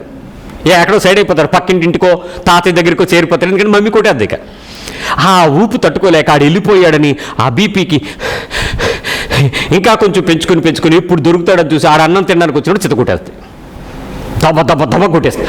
అప్పుడు కానీ జీవుడు శాంతించడు. ఎందుకంటే మూగుడు నానలేదు, ఇంట్లో వాళ్ళు తిట్టలేదు, ఎవరు తేరగ దొరికేది? నీకు బిడ్డ. సావబాదటం కాదు. వాళ్ళని మీరు ఎప్పుడైనా ఒక దెబ్బ వేయాల్సి వస్తే 6 ఏళ్ళ వరకు కొట్టదు. 6+1 అందరూ ఒకసారి చెప్పండి, ఎంత? 6+1. ఇక్కడ పెద్ద పిల్లల కొమ్ములు వచ్చేస్తాయి. ఇప్పుడు అమ్మయ్య నాకు 8 సంవత్సరాల అంక మా అమ్మ కొడితే ఊరుకోనండి. బెత్తం వాడని కుమారుడు గుణపరచబడ్డాడట, సో వాడాలి. అలాగని స్కేళ్ళు, ఎనప రోలర్సు నీకు దొరికిన ఏది పడుతుంది కాదు, సన్న రవ్వతో బంప్స్ మీద, తొడల మీద కొట్టాలి. సో ఆ కింద కొడితే కాస్త తట్టు తేరుద్ది, ఆడు చూసుకోవడానికి కాస్త బాధ వస్తుంది, శరీరాన్ని ప్రేమిస్తాడు కాబట్టి ఏడుపు వస్తుంది, నొప్పి వస్తుంది. ఆ తర్వాత రాత్రి కాపడం మీరే పెడతారు. కానీ సరే, పిల్లలకి 6+1 అంటే 6 సంవత్సరాల లోపే వాళ్ళని కొట్టాలి. 6 దాటి 1 సంవత్సరం వరకు మాత్రమే కొట్టాలి. 7 ఏళ్ల తర్వాత పిల్లల్ని మీరు కొట్టడానికి మీకు అర్హత లేదు. ఏం చేయాలి? ఒకవేళ మీరు కొట్టాల్సి వస్తే వాడికి దెబ్బ కొట్టిన తర్వాత దా కూర్చో అని కూర్చోబెట్టండి. ఎందుకు కొట్టానో తెలుసా నీకు అని చెప్పండి. ఇప్పుడు మీరు చెప్పాల్సి వచ్చినప్పుడు వాడికి ఎందుకు కొట్టారో మీరు తెలియచేయాలి. ఎంతమంది తల్లులకు అంత ఓపిక ఉంటుంది? ఎంతమంది తండ్రులకు ఓపిక ఉంటుంది? ఒకవేళ తల్లి కొట్టింది అనుకోండి, కోపాన్ని అర్థం చేసుకున్న తండ్రి ఏం చేయాలి తెలుసా? ఇదే డ్యూయల్ గేమ్, మీ ఇద్దరు ఆడేసేయాలి. భార్య భర్త ఆడుకునే ఆట ఇదే. తల్లి కొట్టినప్పుడు తండ్రి నోరెత్తకూడదు, పిన్ డ్రాప్ సైలెన్స్. ఏమనంటే నీకు కూడా పడిపోద్ది అన్నట్టు ఉండాలి. పడిపోద్ది కూడా ఆ టైంలో కలుగు చేసుకుంటే, సో సైలెంట్ అయిపోవాలి. అదే తండ్రి కొట్టాడు అనుకోండి, తల్లి నువ్వు సైలెంట్ అయిపోవాలి. ఇది గేమ్ అంతే. అసలు సైలెంట్గా మీకేం తెలియదు, నువ్వు పుస్తకం చదివేస్తావు, బైబిల్ చదివేస్తావు, మోకాళ్ళు వేసి ప్రార్థన చేస్తుంటావు, సైలెంట్గా పక్క వెళ్ళిపోతావు. ఏం జరిగిందో తెలియదు. ఇంటికి వచ్చేటట్టు ఆడు చెప్తాడు నాన్న, అమ్మ, నన్ను అని. అవునా, నీకు తెలుసు మ్యాటర్. కూర్చోబెట్టి ఎందుకు అమ్మ నిన్ను కొట్టింది నువ్వు మాట్లాడు. Start the discussion, open the page. ఈ రకంగా పిల్లల్ని పెంచడానికి మన తల్లిదండ్రులు మనతో ప్రవర్తించలేదు. ఎందుకంటే వాళ్ళకి తెలియదు, వాళ్ళకి తీరిక లేదు. ఎందుకంటే 4 పిల్లలు 3 పిల్లల్ని కని వాళ్ళు సంపాదించడానికి కష్టపడి నానా తిప్పలో పడి వాళ్ళు ఎంతసేపు జీవితకాలం మీకు వండి పెట్టడానికి, మీ బట్టలు ఉతకడానికి, ఇల్లు పని చేసుకోవడం సరిపోయింది. పనులు ఎవరున్నారు ఆ కాలంలో? ఈరోజు పరిస్థితులు లింగిని ఇంటికి ఒకడో లేక ఇద్దరు, ఈ ఇద్దరికే నీకు సినిమా కనపడుతుంది. ఎందుకంటే వీళ్ళు సాహస వీరులు పుట్టారు మనకి. ప్రతిరోజు వాళ్ళు ఇల్లు పోయి పందిరేస్తే మీకు సర్దుకోవడానికి సరిపోతుంది. ఇలాంటి పరిస్థితుల్లో మీరు పిల్లలతో కూర్చుని మాట్లాడడం అనేది మీరు నేర్చుకోవాల్సిన విధానం. మీరు నేర్చుకోలేదు కాబట్టి, మీరు చూస్తూ పెరగలేదు కాబట్టి మీరు పిల్లలకి ఇవ్వలేరు. మీరు కూర్చోబెట్టి డిస్కషన్ స్టార్ట్ చేయండి, మాట్లాడండి, వాళ్ళకి మీరు తెలియచేయండి. తెలియచేస్తూ నువ్వు అలా చేసావు కదా, అలా చేయకుండా ఉంటే మమ్మీ ఎప్పుడు కొట్టరు, ఇప్పుడు వెళ్ళి మమ్మీకి సారీ చెప్పు అని చెప్పి తండ్రి ఎంకరేజ్ చేసి తల్లికి వెళ్ళి క్షమాపణ అడిగించాలి. అలాగే తల్లి చేసి డాడీ కొట్టారా, వెరీ గుడ్, సరేలైతే. అంతేగాని మీరు వెంటనే డాడీ కొట్టారా, ఈసారి రాత్రి పడుకున్నాక సుత్తి పట్టుకెళ్ళి కొట్టేద్దాం అన్నాం అనుకో, సిసిరా మేకు కొట్టిన ఏ సండే స్కూల్లో టీచర్ చెప్పేద్ది, వీళ్ళ అమ్మ కూడా సుత్తితో కొడుదుము అని చెప్పేస్తుంది. ఆడు ఎతుకుతాడు ఇప్పుడు కొట్టేద్దామా నాన్నని. దుర్మార్గపు తల్లిదండ్రులారా, ఇలాంటి మాటలు చేశారు కనుక దయచేసి గుర్తుపెట్టుకుని మీరు మనసులో ఎలా ప్రార్థన చేసుకోవాలో తెలుసా? చాలా ప్రమాదకరమైనటువంటి పిల్లల దగ్గర మాటలు చాలా భర్తలకి చాలా వార్నింగ్ ఇస్తున్నాను నేను. భార్యని చాలా చులకనగా అలుసుగా చూసి అమ్మనోడు కొట్ట ఎక్కడ చమ్మిది కొట్ట, అరే ఒక్క బాక్సింగ్ ఇచ్చినారా మీ అమ్మకి, పళ్ళు రాలిపోవాలరా అంటే ఆడు చిన్నప్పటి నుంచి వెళ్ళి సరదా కొడతా ఉంటాడు. ఆ తర్వాత సీరియస్గా కొడతాడు. ఆ తర్వాత నీకు పళ్ళు సెట్టు కావాల్సి వస్తుంది, జాగ్రత్త. 2 ఊడిపోతాయి, నీ కొడుకుతో దెబ్బలు తింటావు. ఎందుకు ఈ రకమైన పనులు? అకృత్యాలు. పెంచడం ఎలాగో తెలియక ఎప్పుడు అలా చేయకూడదు. కూర్చోబెట్టి వాళ్ళకి వివరణ ఇవ్వాలి, వాళ్ళకి తెలియచేయాలి, వాళ్ళకి సరిచేయాలి. సంఘమైన అంతే, కుటుంబమైన అంతే, ఉద్యోగమైన అంతే, వ్యవహారం అని అంతే. ఇఫ్ సంబడి కాట్ అంటూ యూ, దొరికిపోయినట్లయితే నేనేం చెప్తున్నాను అని నీ అభిప్రాయాలను బయటికి తీసుకురావడానికి బదులు వాళ్ళు ఏం చేశారు అనే విషయాన్ని వాళ్ళకి సరిచేయటానికి, తెలియచేయటానికి మీ ఆత్మఫలాల ద్వారా పనిచేయాలి. తప్పు పట్టుకుందామా, వాళ్ళకి కరెక్ట్ చేద్దామా? ఏం చేద్దాం? తప్పు పట్టుకోవడం ఈజీయా, కరెక్ట్ చేయడం ఈజీయా? సరిచేయడం, తెలియచేయడం ఈజీయా? వాళ్ళకి డెసిషన్ ఇచ్చేసి నువ్వు అలాంటి చెప్పి పంపించేయడం బెటరా? ఏది కష్టం మీకు? అందుకే క్రైస్తవ విధానం అంత ఈజీ కాదు. నువ్వు పాటలు పాడేసి ఆరాధన చేసేసి చప్పట్లు కొట్టేసి దేవుడు బలేగా నీ ఆరాధన దేవుడు నీ బ్రతుకు ఇష్టపడతాడు దేవుడు. మూడో విషయం చెప్తున్నాను, అందరికీ నేనే ఏదో చెప్పాలి, అందరికీ నేనేదో సమ్ ఇన్ఫర్మేషన్ ఇవ్వాలి, అందరికీ నేనేదో తెలియచేయాలి. ఇది ఒక ఆలోచన. అందరికీ నేను ఏదో తెలియచేయాలి. నేనే అనే పదం ఇంపార్టెంట్ ఇక్కడ, హైలైట్ అది. నేనే అంటే ఏంటి? ఫస్ట్ ఇన్ఫర్మేషన్ ఎవరు ఇవ్వాలి? ఇంట్లోకి ఇలా రాగానే మీ ఇంట్లో ఇన్ఫార్మర్స్ ఉంటారు. డాడీ అనుకుని పరిగెట్టుకుంటూ వస్తుంది, లేకపోతే వస్తాడు. ఫస్ట్ ఇన్ఫర్మేషన్, మమ్మీ ఏం చేసిందో తెలుసా అంతే, స్టార్ట్. డాడీ అనుకుంటూ వచ్చి, ఆంటీ ఏం చేసిందో తెలుసా? Daddy daddy mummy, daddy mummy. ఇది మీ ఇంటిలో మీకు పరీక్ష ప్రారంభమైనప్పుడు బయట కూడా మీరు వాటితో మీరు ఎలా ప్రవర్తిస్తున్నారో పరీక్షించుకోండి. First information తెలియచేయటానికి. ఇంతకు మునుపు దినాలలో ఇంట్లో ఎవరైనా చనిపోయారనుకోండి, ఆ ట్రంక్ కాల్ అనేది ఒకటి బుక్ చేయాలి. ఎస్టీడీ రాకమునుపు ట్రంక్ కాల్ బుక్ చేస్తే ఆ వీధిలో ఎక్కడో పోస్ట్ ఆఫీస్ ఉంటే అక్కడ ఫోన్ ఉండేది. అక్కడ ఎవరైనా మనిషి అందుబాటులో ఉంటే ఆ ట్రంక్ కాల్ అందుకోవడానికి ముందు మనిషిని కౌరు పంపెట్టేవారు. ఈ వ్యక్తి అక్కడికి వెళ్ళి ఆ ఫోన్ దగ్గర వెయిట్ చేస్తూ ఉండేవాడు ఒక గంట. అప్పుడు మళ్ళీ రెండో ట్రంక్ కాల్ బుక్ అయినప్పుడు ఫోన్ లిఫ్ట్ చేసి, అవును పలానా మాట్లాడుతున్నారా? అవునండి పలానా. అంటే అయ్యా మీ పలానా వారు చనిపోయారండి, ఈ వార్త మీకు చెప్పడానికి మేము వచ్చామండి. ఓహో అలాగా, అంతే, అయిపోయింది ఫోన్. ఆ తర్వాత టెలిగ్రామ్ అని ఉండేది. Your father expired, start immediately. ఇవి కొన్ని కొటేషన్స్, స్టాండర్డ్ కొటేషన్స్. మాకు టెలిగ్రామ్లు మేము పంపించినప్పుడు మీకు ఎవరికి తెలియదు. ఆ టెలిగ్రామ్ వచ్చిన వెంటనే ఆ పోస్ట్ మ్యాన్ కూడా చూసుకునేవాడు చుట్టుపక్కల ఎవరైనా ఉన్నారా అని. ఏమండి మీరు అందరు రండి, కూర్చోండి, మరి ఏం లేదు ఒక వార్త వచ్చింది అని కొంచెం నెమ్మదిగా ఆగి ఆలోచించి, సార్ ఇలా టెలిగ్రామ్ వచ్చింది సార్, సంతకం పెట్టండి సార్ అంటే, ఏం టెలిగ్రామ్ అంటే ముందు మన సగం గుండ్లు పోతాయి. ఏంటో ఏదో అయ్యింది, ఏదో జరిగి, ఎందుకంటే ఏదైనా ప్రమాదం జరిగి మరణ వార్తలు మాత్రమే టెలిగ్రామ్లో వచ్చేవి తప్ప ఇంకేముంచేవి కావు. ఆ తర్వాత ఇన్లాండ్ లెటర్స్, పోస్ట్ కార్డులు, వ్యవహారాలు, ఏదేమైనా మనకు కొంత కాలాంతరం మాత్రం ఉండేది. వర్తమానం దగ్గరికి వచ్చేటప్పటికి, అంటే పంపిన వ్యక్తికి చేరిన వ్యక్తికి మధ్యలో చాలా టైం గ్యాప్ ఉండేది. నేటి కాలం మనము ఇప్పుడు మా అబ్బాయి అనగానే రింగ్ వెళ్ళిపోతుంది. అబ్బాయి అనగానే అది రింగ్ చేసేస్తుంది. సిరీను, అలెక్సా, ఓకే గూగుల్, కాల్ అనగానే ట్రర్ వెళ్ళిపోతుంది. నువ్వు మాట్లాడే ఎత్తాడో లేదో కూడా చోట్ల లోకి వెళ్ళిపోతున్నాయి మాటలు. ఎంత స్పీడ్ అయిపోయింది యుగం. ఇప్పుడు ఆలోచించండి, ఫస్ట్ నేనే చెప్పాలి, ఏదో చెప్పాలి, లేకపోతే నేనే ఇన్ఫర్మేషన్ ఇవ్వాలి అనే ధోరణి అవతల వ్యక్తులను ఏ పరిస్థితుల్లో ఉన్నారో అనేది కూడా చూడట్లా. అర్ధరాత్రులు ఫోన్లు, తెల్లవారుజాములు ఫోన్లు. ఈ కరోనా కాలంలో ఫోనే కలవరం అయిపోతుంది. ఎవరైనా మాట్లాడుతుంటే గలగలలాడి వణికిపోతున్నాయి. ఎవరు ఏం చెప్తారా బాబు వార్త అని. అంటే మీకు అంత లేదే, నేను పాస్టర్ కాబట్టి నాకు ఉంటుంది. సో కంగారు వస్తుంది. ఎంత ఇమ్మీడియట్గా కొన్నిసార్లు మనకి బౌన్స్ బ్యాక్ అయ్యే ఇన్ఫర్మేషన్ వచ్చినప్పుడు మనకి ఎవరు చెప్పారా నీకు అని అంటే అలా తెలిసిపోతాయి. అంతే, ఎలా తెలిసిపోద్ది ఎవడో చెప్పకుండా? ఆ ఇన్ఫార్మరు నువ్వే. ఇప్పుడు దైవికమైన పద్ధతి ఏంటో చెప్తాను. బుద్ధి చెప్పాలి, వారిని గనపరచాలి. ఇది దైవికమైన పద్ధతి. మీరు ఇన్ఫర్మేషన్ చెప్పండి, ఎట్ ద సేమ్ టైం వాళ్ళకి బుద్ధి చెప్పడానికి కానీ గనపరచడానికి మాత్రమే మీరు కమ్యూనికేషన్ వాడండి. బుద్ధి చెప్పుట, గనపరచుట. బుద్ధి చెప్పడం ఎలా చెప్పాలి, గనపరచడం ఎలా గనపరచాలి, ట్రై చేయండి. ఇక నుంచి సోది ఇన్ఫర్మేషన్ ఇవ్వడం కాదు, వీళ్ళ మీద వాళ్ళకి చాడీలు చెప్పడం, పితరులు చెప్పడం, మరి ఈ సంబంధించిన విషయాలన్నీ తీసుకెళ్ళి అవతల వాళ్ళకి కొండెములు చెప్పటం, ఇది బలహీనత మనకు తెలుసు. మరి దీన్ని ఎలా ఇన్ఫర్మేషన్ ఇవ్వాలి, ఎలా బుద్ధి చెప్పాలి, ఎలా వాళ్ళకి గనపరచాలి? ఇన్ఫర్మేషన్ విషయంలో వారికి నేనే ఏదో చెప్పాలి అనడం వేరు, నేను చెప్పే విషయం వారికి ఒక బుద్ధిని, జ్ఞానాన్ని, ఒక వివేకాన్ని, ఒక వివేచనను, ఒక ఆలోచనను కలిగించేదై ఉండాలి. అట్లా నేను వారిని గనపరచాలి. ఏ ఇన్ఫర్మేషన్ అయినా పాస్ చేయడానికి ప్రయత్నించేయండి, but you should contain your talk should contain only this too. నీలో ఇది ఉండాలి. అంటే ఇన్ఫర్మేషన్తో పాటు వాళ్ళకి ఏం చెప్పాలి? ఏమండి మీరు అలా అనుకుంటారేమో, అలా కాదు, ఇలాగా, ఇది కాదేమో ఒకసారి ఆలోచించండి, ఇలా అనుకునే అవకాశాలు ఉంటాయి, దయచేసి వాటికి తావు ఇవ్వకండి, ఇది విధానం.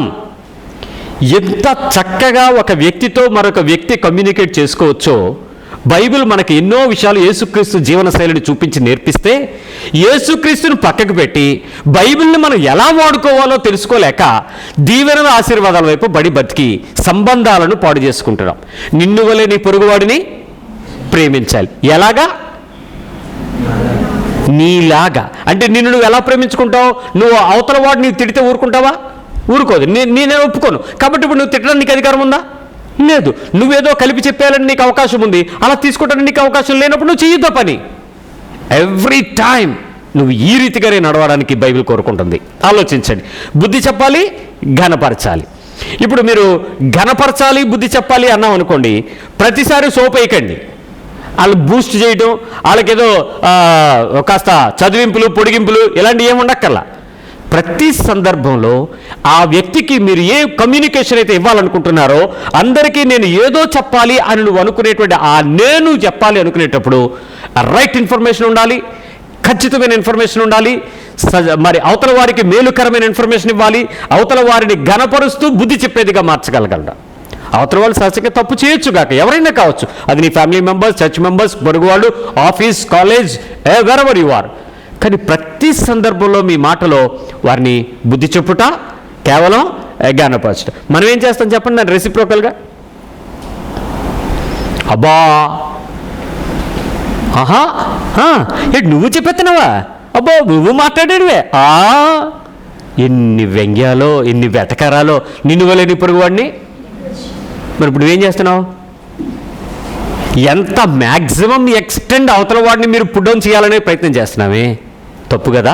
4వ విషయం, తప్పు, అబద్ధం అని నాకు తెలుసు, కానీ అదేదో నేను అనేస్తే ఫ్రీ అయిపోతానండి. అదేంటో చాలా సుఖంగా ఉంటుంది అనేస్తే. తప్పు, అబద్ధం, కానీ అనేయాలి. దానిలో నిజం ఉండకపోవచ్చు, అది అబద్ధం కావచ్చు, అది పొరపాటు అవ్వచ్చు, అది తప్పు అవ్వచ్చు, అది అసత్యమైనటువంటి సమ్ ఎడిషన్స్, ఇంకేదో చెప్పిన దాన్ని బట్టి విన్నదాన్ని బట్టి నీ కమ్యూనికేషన్లో తప్పు అవ్వచ్చు. ఇలాంటి పరిస్థితుల్లో అనేస్తే ఫ్రీ అవ్వాలి అనేటప్పుడు చాలా రకాలైనటువంటి పొల్లు మాటలు, సొల్లు మాటలు జారుతాయి మనలోంచి, స్పీడ్గా వచ్చేస్తాయి. వీటికి లెక్క ఉండదు. వీటికి మనం కూడా ఆలోచించే మాట్లాడడం, దాని పెద్ద నిర్ణయాలు, డెసిషను, స్క్రిప్టు ఏముండవు, టకటక జారిపోతుంటాయి. ఎందుకు? అబద్ధం కదా. ఏముంది, ఏదో 4 మాటలు మాట్లాడేయడమే. కానీ మీరు మత్తయి సువార్తలో చెప్పినట్లు 12వ అధ్యాయంలో మీరు మాట్లాడే ప్రతి మాట గురించి, వ్యర్థంగా మాట్లాడే ప్రతి మాట గురించి మీరు విమర్శ దినమున లెక్క చెప్పాలి. అందుకని ఏం చేయాలి? వినటానికి వేగిరపడాలి, మాట్లాడడానికి నిదానించాలి. ఎంత తెలిసినా కూడా ఏదో ఒకటి చెప్పాలి అనేటువంటి తీవ్రత మనలో ఉంది చూసారా? ఆ స్పీడ్ ఆఫ్ యాక్షన్ ఉంది చూసారా? ఏదో ఒకటి మాట్లాడాలి అనేటువంటి ఆ ఉద్రేక పరిచర్య ఉంది చూసారా? ఆ ఉద్రేకంతో కూడినటువంటి ఆ తప్పు అనేస్తే ఫ్రీ అవుతుంది అనేటువంటి సంభాషణలు రోజులో కొన్ని వేలు మనం చేస్తూ ఉంటాం, ఏదో అంటూ ఉంటాం. మరి బైబిల్ పద్ధతి ఏంటి? దైవికమైన పద్ధతి ఏంటి? సద్విమర్శ చేయాలి, వారికి సూచన చేయాలి. సద్విమర్శ చేయాలి, సూచన చేయాలి. వాళ్ళకి మీరు సూచించాలి, అయ్యా అలా కాకుండా ఇదేమో అవసరమైతే దీన్ని చూడండి, దీన్ని పరిశీలించండి, దీన్ని పరిశోధించండి, దీన్ని పరీక్షించండి, దీనిని మీరు వినియోగించుకోండి అనే ఒక సూచన ఇవ్వగలగాలి. సూచన ఇవ్వగలుగుతూ, సూచన వేరు సలహా వేరు, సూచన ఇవ్వగలుగుతూ వాళ్ళని సరిగా విమర్శించగలగాలి. మంచి విమర్శ. ఎందుక సద్విమర్శ?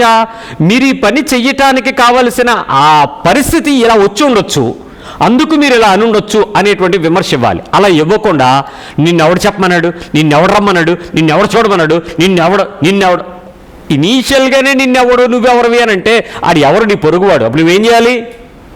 గుర్తుపెట్టాలి. అరే నేను ఈ మాట ఇలా మాట్లాడకూడదే, నేను చాలా గౌరవంగా మాట్లాడాలి, ప్రేమగా మాట్లాడాలి, సాత్వికంగా మాట్లాడాలి, వినయంగా మాట్లాడాలి, విధేయతతో మాట్లాడాలి, నాకన్నా పొరుగువాడు గనుడు కాబట్టి అతను గొప్పగా ఎంచి మాట్లాడాలి. ఎన్ని నియమాలు మనకు తెలిస్తే ఏమీ కాకుండా ఇష్టానుసారము సోదు మాటలు మాట్లాడుకుంటాం ఎందుకు? తీర్పులో పడ్డానిక? ఖచ్చితంగా వాళ్ళు ఏం చేయాలి? చక్కగా విమర్శించండి, సద్విమర్శ చేయండి, చెడ్డ విమర్శ చేయకూడదు. ఏది టీవీ విలేకరులు చూసి పాడైపోతున్నారు ఈ మధ్య. ఈ టీవీలు చూసి ప్రతి ఒక్కరు ఇంటర్వ్యూలు చూడటం మొదలెట్టారు. వాళ్ళు కూడా సోదరులు అందరూ వేసుకుని ఈ నాడు ఎలాగ కొల్లబొడి చేయాలి, ఎలాగ రెచ్చగొట్టి లోపలికి ఎక్కిచ్చేయాలని ప్రయత్నం చేస్తారు. ఎంత చెప్పినా మళ్ళీ తిరిగి మళ్ళీ అక్కడికే వస్తారు నిన్ను రెచ్చగొట్టడానికి. అవి కాదు సద్విమర్శలు. చక్కటి విమర్శ చేయండి, చక్కటి మాట చెప్పండి, చక్కటి సూచన వారికి ఇవ్వండి. ఇది దైవికమైన పద్ధతి. నెంబర్ 5, నాకు కూడా స్వాతంత్రం ఉంది అనండి ఒకసారి. లేదా ఆగస్టు 15 అర్ధరాత్రి 1947 సంవత్సరం మనకేమొచ్చింది? ఆ తర్వాత మనకి రిపబ్లిక్ డే రోజు ఏమొచ్చింది? రాజ్యాంగాన్ని మనం సర్వసత్తాక రాజ్యాంగం మార్చేసుకున్నాం. ఆ తర్వాత మనకి రాజ్యాంగంలో కొన్ని ప్రియాముల నుంచి మనకు కొన్ని హక్కులు వచ్చేసినాయి, కొన్ని ధర్మాలు వచ్చేసినాయి, కొన్ని విధులు వచ్చేసినాయి. ఇక ఆ తర్వాత మనకి ఏం మిగిలింది? స్వాతంత్రం వచ్చింది. Very good. స్వాతంత్రం వచ్చింది కాబట్టి బాగానే ఎంజాయ్ చేయండి. స్వాతంత్రంలో మనకి దేవుని యొక్క వాక్యం ఒక మాట చెప్తుంది, అన్నిటి యందు నాకు స్వాతంత్రం ఉంది కానీ. ఈ మాట నిజంగా మీ ఇంట్లోకి ఎంటర్ అయిన వెంటనే రాయండి, అది రాసి పెట్టుకోండి. అన్నిటి యందు నాకు స్వాతంత్రం ఉంది కానీ నేను అన్నీ చేయదగినవి కావు. అది కనపడంగానే నీ మైండ్ ఏం చెప్పాలంటే మూసుకో అంటది, కళ్ళు మూతు కాదు. ఆ తర్వాత రెండోది అన్నీ టెంపర్ తగ్గిపోయి మరి ఏం చేయాలో తెలుసా? తప్పులు కప్పాలి, పెద్దది చేయకుండా వాళ్ళని కప్పాలి. అన్నిట్లో స్వాతంత్రం ఉంది కదా, అన్నీ చేయదగినవి కాదు కదా. ప్రతి చోట తప్పునేం చేయండి? కప్పండి, పద్ధతి చేయకండి. ప్రయత్నం చేయగలరా? అలాగని అవతల మనిషికి నేను చెప్పిన పద్ధతిలో ఈ లిస్ట్ ఆఫ్ థింగ్స్లో పైనుంచి మీరు జాగ్రత్తగా పరీక్షించుకుంటే మీరు అన్నీ చేయాల్సిన విషయాలు ఉన్నాయి. కప్పమన్నాం కదా అని చెప్పకుండా ఉంటే కుదరదు. సూచన ఇవ్వాలి, చెప్పాల్సిన విమర్శ ఇవ్వాలి, అన్నీ చేయాలి. అట్ ద సేమ్ టైం పద్ధతి చేయకూడదు. మనం ఏం చేస్తాం చెప్పండి? చిన్న పిల్లలు వాళ్ళు పద్ధతి చేస్తారు. వాళ్ళు ఎలా చేస్తారు తెలుసా? చిన్న దెబ్బ తగిలింది అనుకోండి, మన దగ్గరికి వస్తారు, అమ్మా అంటారు. వాడికి ఇక్కడ గాయ తగిలింది అనుకోండి, అమ్మ దెబ్బ తగిలింది అన్నా నీకు అంటే నువ్వు స్టిక్కర్ వేయించేంత వరకు ఆడు నిద్రపోవడం. ఆ కొట్టు ఆ బ్యాండ్ వేయగానే ఇంకా అందరికి వెళ్ళి ఏం చూపిస్తారు తెలుసా? సానుభూతి పొందాలి, ఎందుకంటే గాయం కలిగింది. ఇది ఒక రకమైన ప్రజలు. రెండవ ప్రజలు ఈ పిల్లలు ఏం చేస్తారు తెలుసా? అక్కడ గాయం ఉందని తెలుసు, దాన్ని నువ్వు నేను తిప్పలు పడి డాక్టర్ చుట్టూ తిరుగుతున్నావు, ఈ కరోనా కాలంలో నానా దిబ్బలు పడుతున్నావు అని తెలుసు. ఆడు కిలుకుతాడండి, దాన్ని తొక్క తీస్తూ ఉంటాడండి. నీకు నొప్పేయట్లేదా అని అంటే అంటాడు, మళ్ళీ పీకుతూనే ఉంటాడు. ఆ గాయాన్ని పుండుని రేపి రేపి రేపి మనం ఎంత తగ్గిద్దామని ఆయింట్మెంట్ పూస్తే ఆడంత పెద్దది చేస్తాడు. గాయాన్ని ఏం చేస్తాడు? పుండు ఏం చేస్తున్నాడు? రేపుతారు. మీరు చూడలేదా? మీ పిల్లల్లో 2 రకాలు ఉంటారు. ఒకడు ఎంత ముండు దువేలని పడతాడు, ఇంత బొంపు కట్టేస్తే మళ్ళీ లేచిపోయి మళ్ళీ మామూలే, ఏముండదు. ఆడికి ఏదో వాసిపోయింది స్కీటీ స్కానా మరి ఇంకేదైనా స్కానా అని మనం తిరుగుతాం. ఆడికి ఏముండదు, ఆడు హాయిగా నవ్వుతుంటాడు. ఈ గాయాలు రేపే పరిచర్యం చూసారా? మొదటిది సానుభూతి, రెండోది గాయాలు రేపుట తీసుకోవటం. మనలో తప్పులు కప్పుట, పెద్దది చేయకుండా ఈ 2 స్వభావాలు. తప్పులు కప్పుట ప్లాస్టర్ వేయడం, గాయాలు రేపకుండా ఉండడం, పుండు కెలకుండా ఉండడం. మనం ఏం చేస్తుంటాం? ఎద్దు పుండంట, కాకి ముద్దంట. ఎందుకు? దానిలో ఏవో పురుగులు ఉంటే తిందాం అనుకుంటుంది, దీనికి పొడుస్తుంటే లోపల నరకం కనపడుతుంది. పాపం తోక అక్కడికి వెళ్ళదు, అది కదలదు. మనం కూడా అంతే, దొరికితే మాత్రం ఆడుకుంటామండి, రాత్రి పగలో చూడకుండా. గుర్తొచ్చినప్పుడల్లా గుర్తు చేసి దాన్ని డేటు టైము పెట్టి అప్పుడు ఏం చేసేవే? దిప్పేయడమే. కప్పుకోట, పెద్దది చేయకుండుట, కప్పుకుండుట, పెద్దది చేయకుండుట. మీకు ఒక ప్రేమగా ఒక మాట చెప్పాలి. పురుషులు ఎక్కువగా కప్పుకుని పెద్దది చేయకుండా ఉంటారా? స్త్రీలు ఎక్కువగా కప్పుకుని పెద్దది చేయకుండా ఉంటారా? ఈ ఇద్దరిలో ఎవరికి ఈ సాహస విలువ ఎక్కువగా ఉంటుంది? స్త్రీలకా పురుషులకా?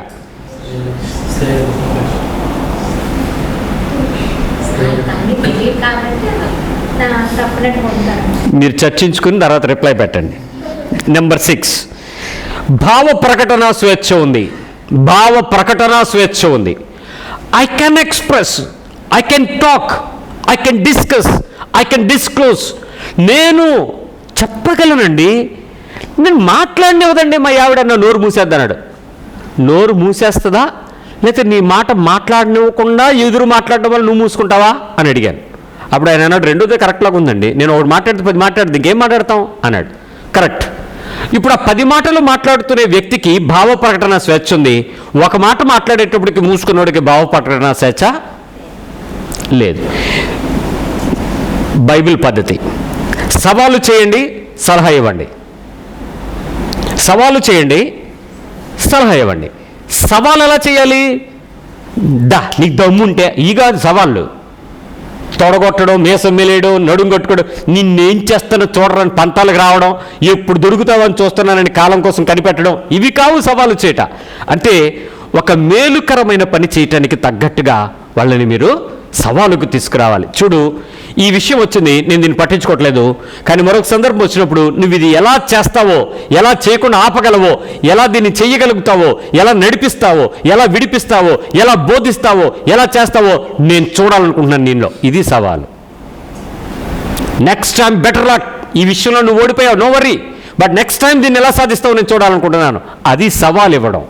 అలా భార్యాభర్తల మధ్య, కుటుంబం మధ్య, సంబంధాల మధ్య సవాలుని ఇవ్వగలరు. అంతేగాని ఫాల్స్ సవాల్ ఇవ్వకండి. అవతల వాళ్ళని రెచ్చగొట్టే లాంటి పనులు మీరు చేశారనుకో, మీరేమి ఆ సన్నివేశాన్ని క్రియేట్ చేయక్కర్లే, వాళ్ళే క్రియేట్ చేసుకుంటారు. ఆ చేసుకుని చేయాల్సిన పని డ్యామేజ్ అంతా మీ జీవితాన్ని పాడు చేసేస్తారు. రైట్. మరి ఎట్లా సలహా ఇవ్వాలి? సూచన వేరు, సలహా వేరు. సూచన అంటే చెయ్యదగినది, చెయ్యకూడనిది మాత్రమే. సలహా అంటే చేస్తే దాని పర్యవసనం ఏంటో, చెయ్యటం ద్వారా వచ్చే లాభము నష్టము ఏంటో వివరించగలిగేది సలహా. సూచన, ఇక్కడ వెహికల్ పార్కింగ్ పెట్టకూడదు, పెట్టిన వారికి 50 రూపాయలు ఫైను, అంతే సూచన. పెట్టొచ్చు, పెట్టకపోవచ్చు. నాలంటే వరకు పార్కింగ్ ఎక్కడ దొరకపోతే అక్కడే పెడతా, ఎందుకంటే 50 రూపాయలకు నా పని ఫ్రీ అయిపోద్ది. ఇంకెక్కడో పార్కింగ్ పెట్టలేను, 50 రూపాయలు కట్టి పార్కింగ్ పెట్టుకుంటాను. ఎందుకు? నాకు ఈజీ, కష్టం కాదు, అందుకని నేను అది వాడుకుంటా. సలహా ఏంటో తెలుసా? అక్కడ పెట్టకూడదు అంతే. ఇంకా పెడితే ఏమవుద్ది అనే దానికన్నా పర్యవసానాన్ని నేను ఎక్స్పెక్ట్ చేసుకునే రీతిగా, ఏమండి ఇలా 4-5 సార్లు మీరు కట్టారనుకో, మీకు వచ్చేటువంటి అభిప్రాయం ఏంటి, మీరు ఎలాంటి వారై ఉంటారు, ఇలాంటివన్నీ మనం ఊహించుకుని ఆ ప్రదేశంలో మాట్లాడుకోవటం. పర్యవసానం చెప్పగలిగేది సలహా. పర్యవసానం లేకుండా మాత్రమే, ఆజ్ఞ మాత్రమే మీకు ఇచ్చేది సూచన. మొదటిది సూచన, ఇది సలహా. మీరు మీ కుటుంబీకులకి మీరు సలహాలు చెప్తారా, సూచనలు చెప్తారా? రిజల్ట్ ఎక్స్పెక్ట్ చేసి చెప్తే ఏంటది? సలహా. రిజల్ట్ లేకుండా చెయ్యి అన్నావు అనుకో, సూచన. వాళ్ళు చేయొచ్చు, చేయకపోవచ్చు, ఎందుకంటే అది నచ్చచ్చు, నచ్చకపోవచ్చు, బట్ సలహా అలా కాదు. సో సలహాల పెట్టే అనే అర్థం ఉందా మీకు? అంటే ఏం చేయమని అర్థం? There is a complaint, there is a problem, దానికి మీరు రెజల్యూషన్ ఇవ్వాలి. కంప్లైంట్ బాక్స్ వేరు, ఫిర్యాదులు పెట్టి వేరు, సలహాలు పెట్టి వేరు. మీరు గమనించారు ఎప్పుడన్నా? మీరు నేనే చెప్పాను ఇలాంటివి. ఫిర్యాదులు పెట్టి వేరు, కంప్లైంట్ బాక్స్ వేరు, దానిలో కంప్లైంట్లు వేయాలి, సూచనలు వేయకూడదు, అదే సలహాలు వేయకూడదు. సలహాలు పెట్టి ఏంటి? కంప్లైంట్లు వేయకూడదు, సలహా చెప్పాలి. అలా కాకుండా ఇలా చేస్తే బాగుంటుంది, ఇది రెమెడీ, ఇది దీని గురించి మీరు ధ్యాసించండి. మీ పిల్లలతో, మీ కుటుంబంతో, మీ సంఘంలో, మీ పొరుగు వారితో, నీ వ్యక్తితో నువ్వు సలహా ఇవ్వగలిగే స్థాయికి ఎదగాలి సూచనలో నుంచి. ఎట్ ద సేమ్ టైం ఏం చేయాలి? వాళ్ళకి సరైన దృక్పథానికి కావాల్సిన సవాలుని ఇవ్వగలగాలి. నెంబర్ 7, ఒకరి మనోభావాలను నాకు అనవసరం. ఎవడు ఎలా ఫీల్ అయితే నాకు అనవసరం, వాడి మనోభావాలు నాకు సంబంధం లేదు. ఈ మధ్య ఎక్కడ చూసినా ఈ పదం ఎక్కువైపోయిందండి. మనోభావాలు దెబ్బతినేస్తాయి, సామాజిక వర్గ మనోభావాలు, స్నేహితుల మనోభావాలు దెబ్బతినేస్తున్నాయి. ఆ పదం వాడంగానే గవర్నమెంట్ అలర్ట్ అయిపోతుంది, పోలీస్ కంప్లైంట్లు వచ్చేస్తాయి. నెక్స్ట్ మనోభావాలు దెబ్బతింటాం. సో నాకు అనవసరం, హట్ అవడమే నాకు కావాలి, నా మనోభావం అదే, కాబట్టి అనేయాలంతే. బైబిల్లో 2 మాటలు చెప్తాను. మనస్సును అర్థం చేసుకున్నట, ఒకసారి చెప్పండి, స్త్రీలు చెప్పండి, పురుషులు చెప్పండి, నిష్ఠూర పెట్టక. ఇప్పుడు భార్యవైన నువ్వు నీ భర్తతో ఏదైనా విషయం మాట్లాడేటప్పుడు మనస్సు అర్థం చేసుకుని మాట్లాడాలా. ఎవరిది? ఆల్ది. ఇప్పుడు భర్తవైన నువ్వు మాట్లాడేటప్పుడు నిష్ఠూర పెట్టకుండా మాట్లాడాలి. ఎవరిది? ఆవిడది. ఇప్పుడు మీ సంబంధంలో పిల్లలకి కోపం రేపక మాట్లాడాలి, తల్లిదండ్రులకి. ఎవరితో? పిల్లలతో.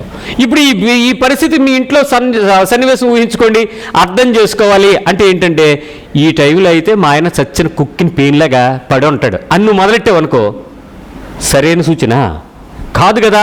మనస్సును అర్థం చేసుకోవడం ఏంటి? చాలాసార్లు నేను చూస్తున్నాను, జనాలందరూ ఉండేటప్పుడు పిల్లలు వాళ్ళ హక్కులు సాధించుకుంటారు. హక్కులు మామూలుగా ఉంటాయా?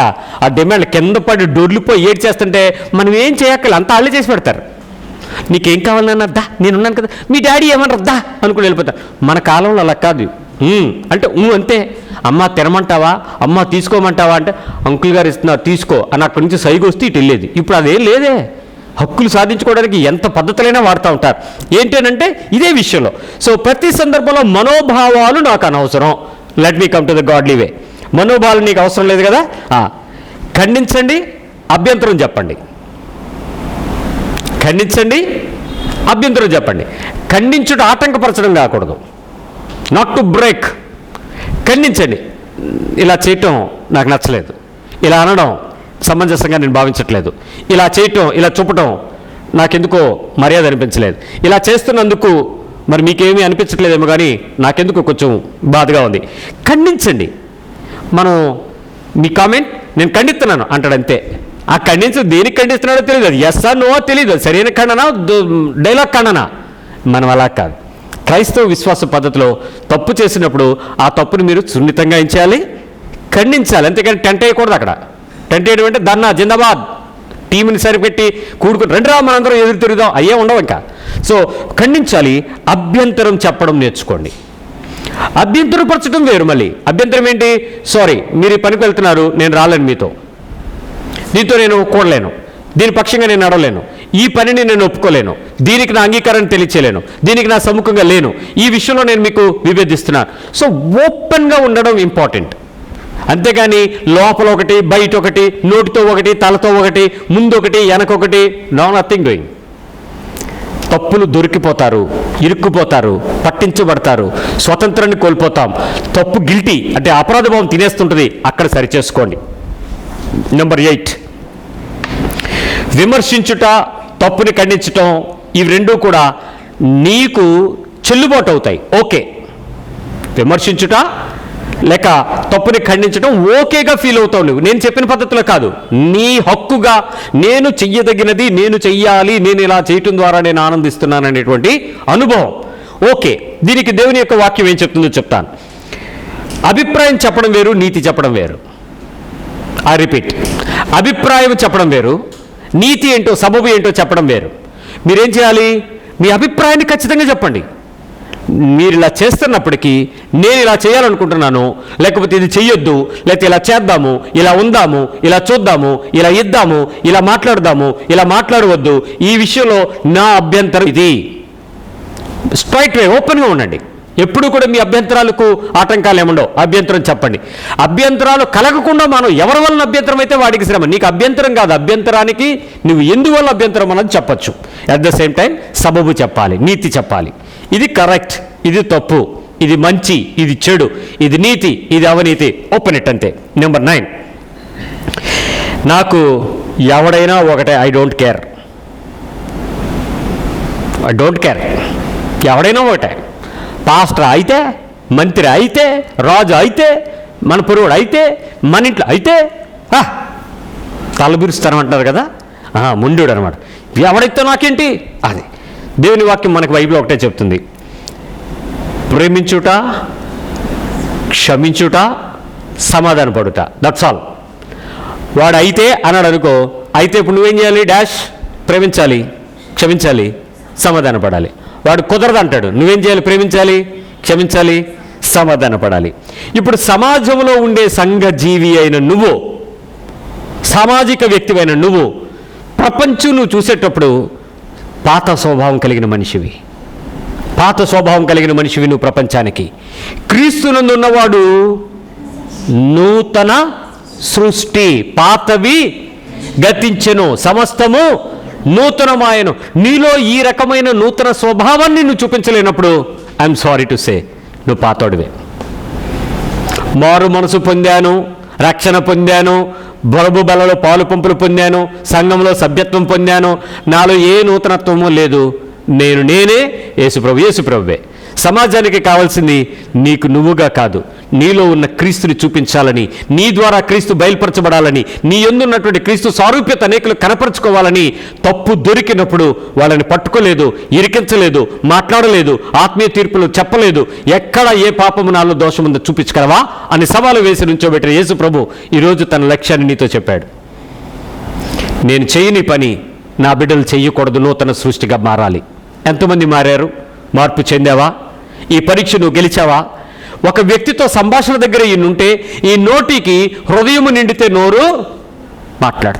హృదయం నిండింది అని అంటే నీ చూపు, నీ చెవులు, నీ అంతరేంద్రియ జ్ఞానేంద్రియాలు, నీ ఉద్రేకాల మధ్యలో, నిన్ను ప్రవోక్ చేసే మనుషుల మధ్యలో, నీకున్న పరిస్థితుల మధ్యలో, నీకున్నటువంటి స్థితిగతుల మధ్యలో నువ్వెన్నిటిని బట్టి బయటికి తెస్తావో కదా. ఇవన్నిటిని నిమ్మలపరచుకోకుండా, వీటన్నిటిలో నువ్వు సమాధాన పడకుండా, వీటన్నిటిలో నిన్ను నువ్వు నియంత్రించుకోకుండా ఆత్మీయత గురించి నువ్వు మాట్లాడటం హాస్యాస్పదమే కదా. నూతన సృష్టిగా మారాలని ప్రభు కోరుకుంటున్నాడు. ప్రయత్నించేద్దాం, ప్రభు సహాయం అడుగుదాం. నీ అంతటి నీకు వల్ల కాదు, ప్రభు సహాయం పొందాలి, ఆత్మ సహాయం తీసుకోవాలి, వాక్య ధ్యానంలో ఉండాలి, దేవుని కొరకు మనం నీతిగా నిలబడడానికి సిద్ధపడాలి. Let us pray. ప్రార్థన చేద్దాం.